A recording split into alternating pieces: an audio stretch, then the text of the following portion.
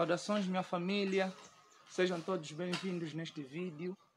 Para quem ainda não é inscrito neste canal, subscreva-se no canal, ativa o sininho de notificações para não perder nenhum dos nossos vídeos. E também deixa sempre um like porque é muito importante para... Hoje vamos falar de átomos. O estudo dos átomos começou com o Leucipo e Demócrito, isto é, no século XVIII. Mas esse estudo não terminou ali, porque o Leucipo e Demócrito eles não conseguiram de obter os resultados esperados. Daí, no princípio do século XIX, o Dalton, juntamente com outros cientistas, retomaram esse estudo que começou com o Leucipo e Demócrito. Eles conseguiram desenvolver esses trabalhos com êxito. Isto é, eles conseguiram apresentar a estrutura básica de um átomo, na qual o Dalton, juntamente com outros cientistas, compararam o modelo atômico com uma bola de bilhar. Então, pelo trabalho feito pelo Dalton, conhecido como pai da teoria atômica moderna, por ser ele a desenvolver os trabalhos deixados pelo Leucipo e Demócrito com êxito. Mas os trabalhos acerca do modelo atômico não terminou ali com Dalton, não. Os trabalhos ainda continuaram porque surgiram ainda muitos cientistas com o mesmo interesse, né? Com o mesmo interesse, só que todos aqueles que surgiram depois do Dalton, eles baseavam sempre no modelo ou na estrutura deixado pelo Dalton para que possam mais desenvolver mais coisas acerca dos átomos. Depois do Dalton apresentar o seu modelo atômico, e esse modelo atômico foi aprovado, daí o Dalton deixou também os seus postulados, os 6 postulados que ele apresentou como normas fundamentais para o estudo do átomo, ou para o conhecimento do átomo. Segundo o Dalton, ele dizia que o átomo era indivisível, primeiro, era indivisível, segundo, era indestrutível, terceiro, era sem carga elétrica e era de pequenas partículas. Também era maciço, o átomo era maciço. Ou criou interesse com outros cientistas a fim de investigar ou de estudar mais acerca deste modelo, baseado no modelo do Dalton, nesse caso. Ok. Então, o Dalton dizia que o átomo era sem carga e era maciço. Yeah? Daí surgiu um outro cientista, né? O primeiro cientista a desenvolver os trabalhos de Dalton ou a tentar estudar mais o modelo atômico de Dalton foi o Thomson. O Thomson, no seu estudo, ele preferiu usar um tipo de aparelho, né? Denominado aparelho de tubos de raios catódicos, na qual, durante a sua observação, ele conseguiu observar a presença de algumas cargas dentro do átomo.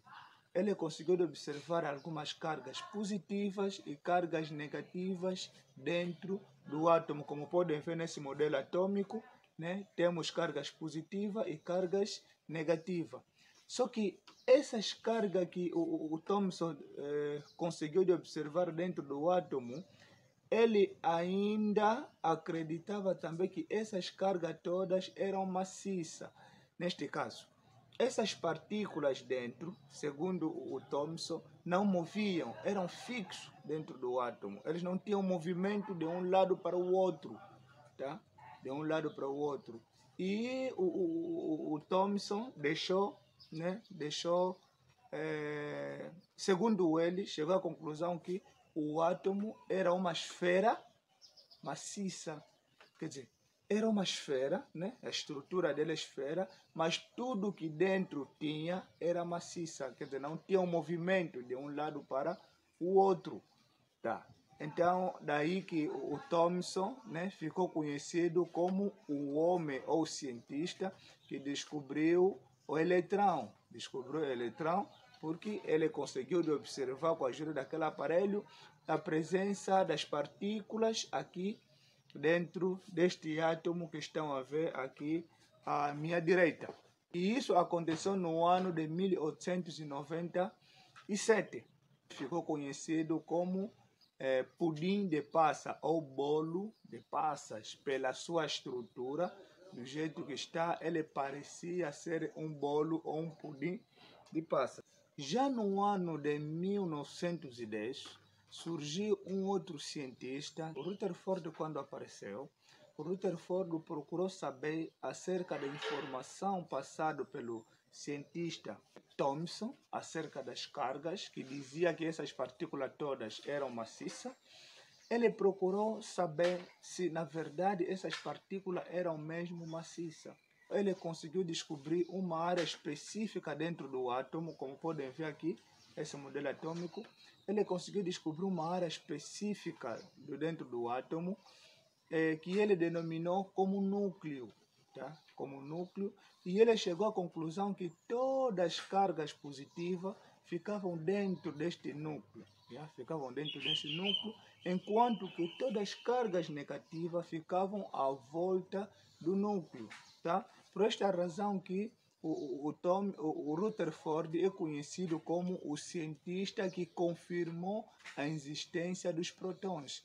Porque os prótons quem descobriu é mesmo o Thomson também. Só que ele chamou as cargas positivas e cargas negativas, todo ele chamou de eletrons. Mas quem descobriu ele? Só que denominou mal. Denominou as duas cargas como eletrons. Mas, depois do surgimento do Rutherford vou fazer essa divisão de que a carga positiva fica no meio, no centro, que é no núcleo, e as cargas negativas ficam à volta do núcleo. E ele denominou essas cargas positivas por prótons, tá? Como prótons, e as que ficam fora são eletrões, que giram à volta do núcleo. Ok.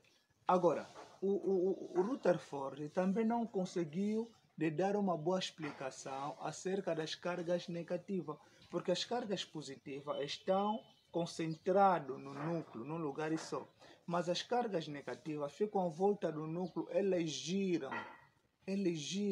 Agora, se as cargas negativas estão em movimento, é claro que há necessidade dessas cargas ter uma organização. Porque quando há movimento, mesmo as pessoas quando estão andando na via, precisam de ver a organização. Por isso mesmo na estrada, né, tem a faixa na qual os carros descem, tem outra faixa que os carros sobem. Para quê? Por causa da organização. Quem criou o átomo não é o homem, é Deus, né? Quem criou o átomo é Deus. E Deus, tudo que Deus criou é organizado, porque Deus é organizado. Deus sendo organizado, tudo que Ele fez tem essa organização. Quando nós não entendemos da organização das coisas de Deus, é porque estamos a estudar mal aquilo.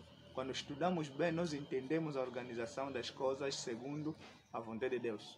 Agora, o Rutherford não conseguiu demonstrar como é que era a organização dos eletrões à volta do núcleo. Simplesmente falou que os eletrões giravam à volta do núcleo.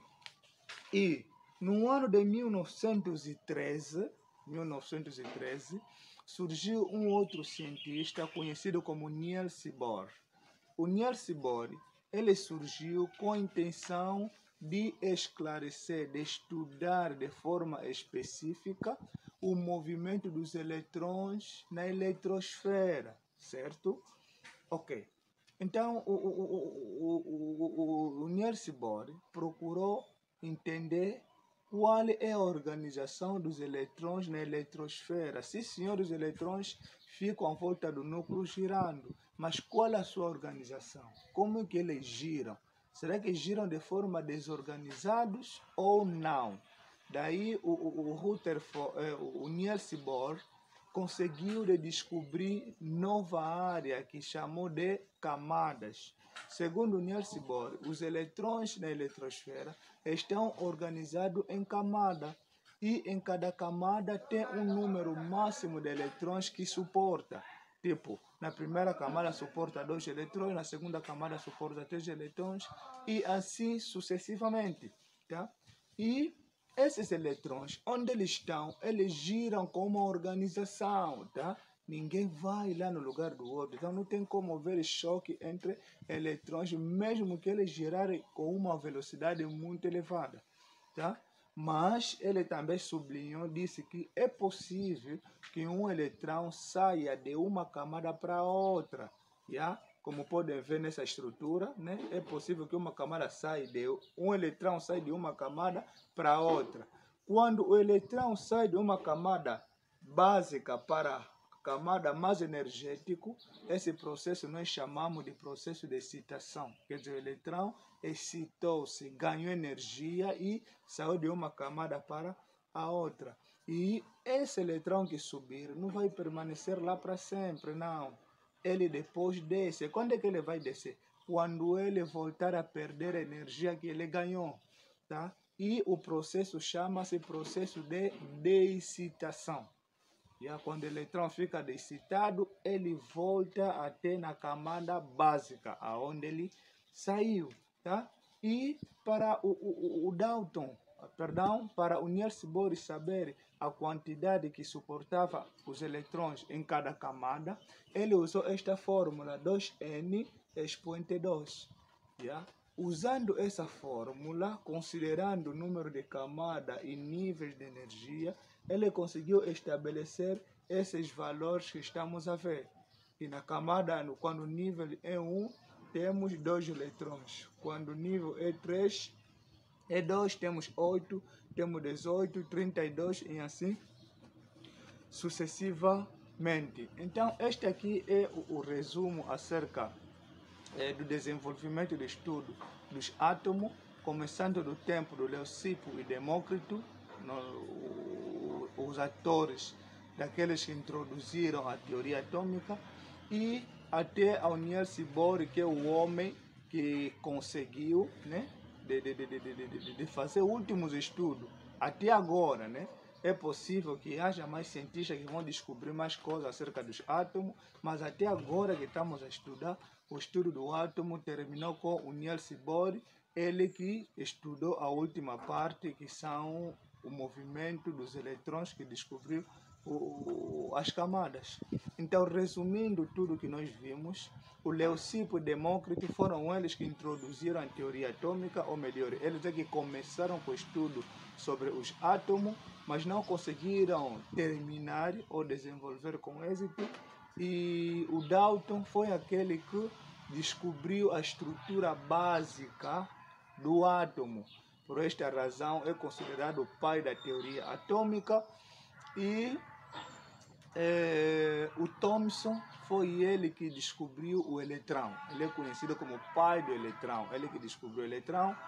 E ao descobrir o eletrão, ele deixou cair a primeira ideia dos filósofos gregos, que é o Leucipo e Demócrito, e da teoria atômica do Dalton, de que o átomo era indivisível, porque a partir da descoberta do Thomson, aí a história mudou. O átomo deixou de ser indivisível para ser divisível.